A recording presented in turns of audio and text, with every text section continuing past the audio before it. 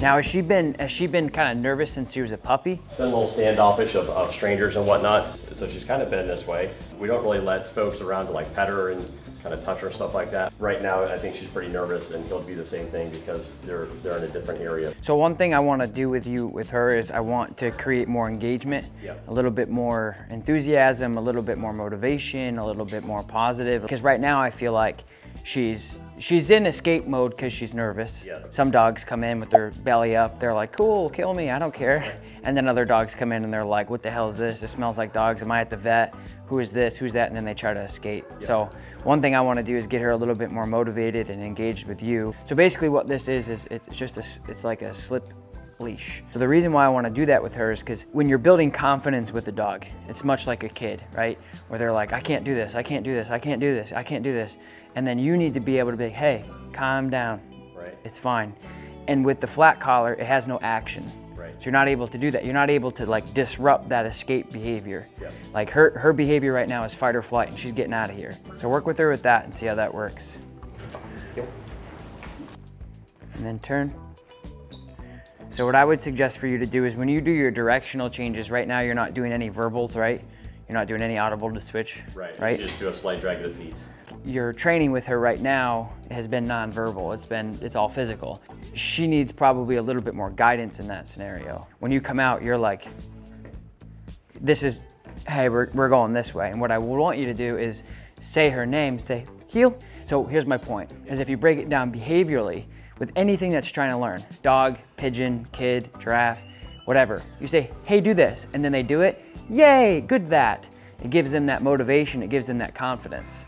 Right now, the nonverbal turns are advanced obedience that you can always layer in whenever you want. Because right now, you're basically saying, hey, non-verbally, pay attention to me, and then there's no reward if she does it, except lack thereof leash pressure. You want to basically over-deliver with her. This will help the building blocks of confidence between you two, because I want her to have fun. Right now, she's like, oh man. So when you turn, just tell her to heel and see what she does.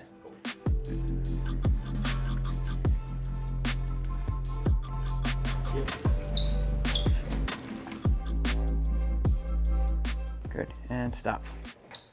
All right, so now what I want you to do is when you turn with her, just tell her good heel. When I'm looking at her, I'm looking at a dog that's like, oh boy, where are we? Oh God, okay, who's this? Can we just go? And what I want you to do is say, hey, let's do this. She's like, oh, okay. And when she does it and you give her that extra positive reinforcement where you're like, good heel, it'll give her that like, oh, maybe this isn't so bad. My Dutchie, Malinois, is the same way. Like if I tell my dog good job or whatever, you know, her tail's wagging, she starts to lighten up and she's excited. So with you right now, as you get a nervous dog or an insecure dog, and you're coming out and you're like, do this, do this, do this, do this, do this. And she's doing it, but she's not getting rewarded, which like I said before, it's not bad. It's not a bad training thing to do. It's like, it's what's expected. Hey, you know this stuff, what are you doing? But in this environment, you have to meet her halfway, because right now you got to pull her out of that, hey, this is fun, let's work. And in order to do that, you just add that, you layer in that positive reinforcement.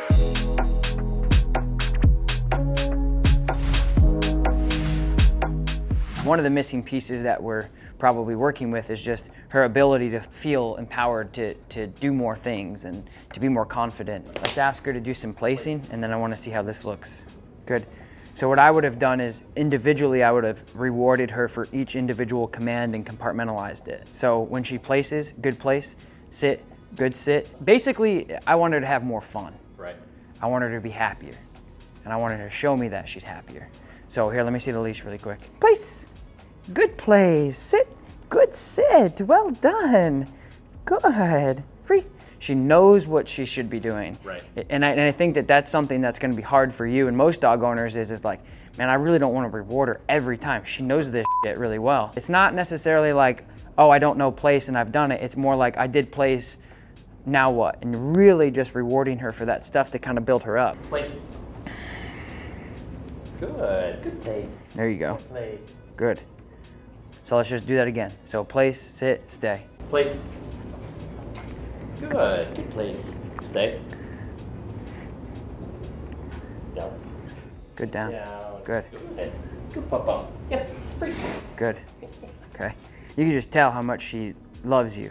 You know, like she's like, I'm almost like seeing her like, did I do it? Did I do it?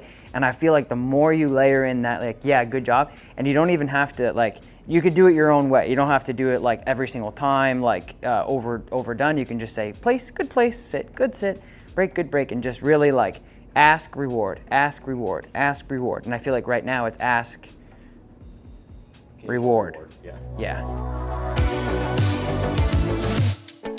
So what I want to do now is I want to take it up another notch. I want you to do some healing, some placing, but when you do that food delivery, every now and then just give her a little taste. I take that piece of food and I hold it right in my thumb like this, and I just give her a little lick, lick, lick. She licks it out and I remove it. So let's work on that. Good. And then let's just do a quick sit and then give her a little payment. Good. Good. And then you can good. And then you can remove it, and yep, and then do it again, and then come over to a place. Good. Down. Good. Good girl. I like that. Good. That at the end, like, and it sounds funny because I'm like, that was a good reward. Reward-based systems is, you can mess the dog up with that completely because it's very valuable and it's very powerful. I mean, when you're rewarding a dog for something, you could really throw them off and teach them the wrong things at the wrong time. You could have a lot of expectancy issues with them. So she's like, I didn't get paid, therefore I maybe didn't do it right. So you know, using treats and using motivation is just as powerful and just as potentially threatening to some of your obedience in your relationship as using any tools or aversives or positive punishment. That good was like perfect, very neutral. It wasn't like good, it was like good, it was like perfect. So I just want to good job on that.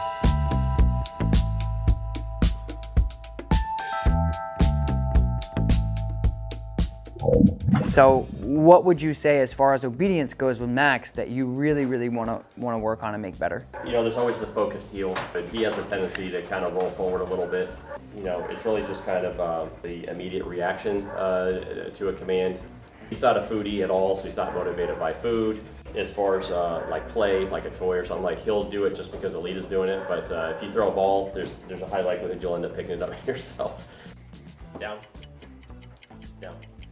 So like there, that's where so when we talk about, when we talk about being fast, yes, that's where the fastness comes in, if you will. That was a good example of why that obedience isn't as fast as you want it.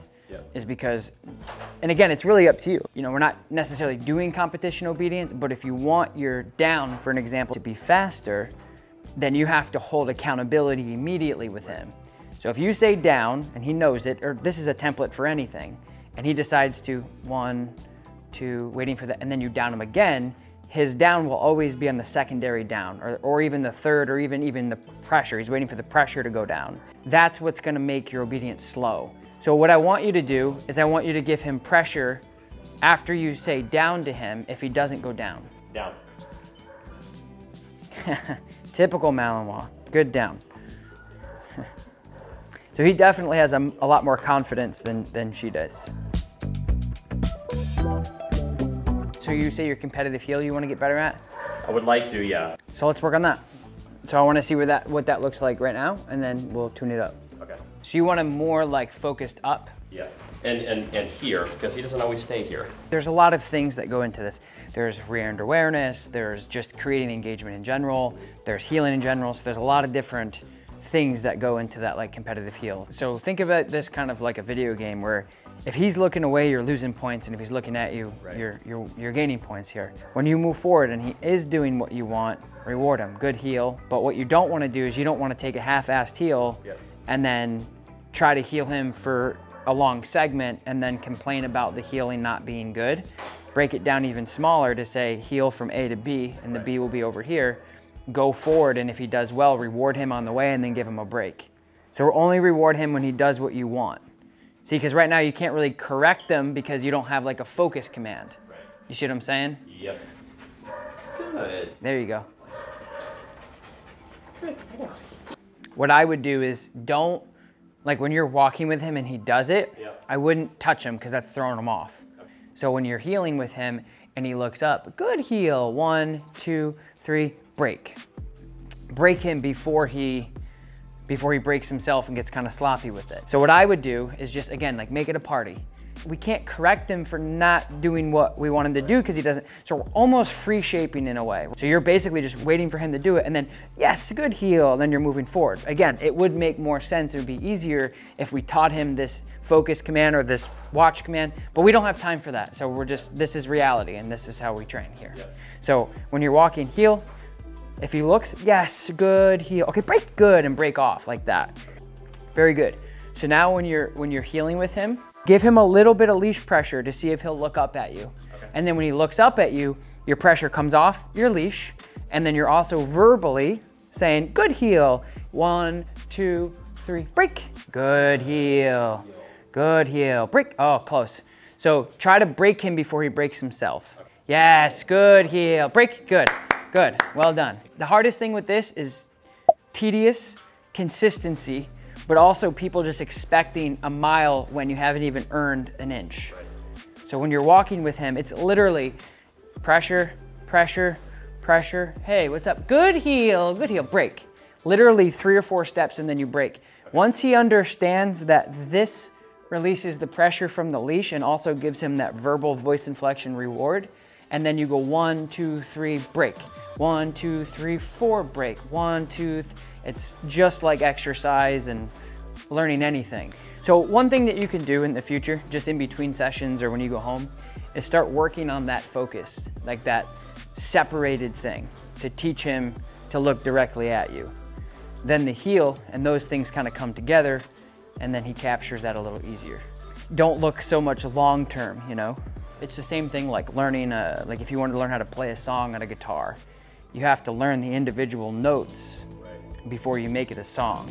The more compartmentalized behaviors you have, the more creative you can get, the more stuff you can do, but it takes skill to do that. Like just that one thing of you saying good boy instead of good heel will throw everything off.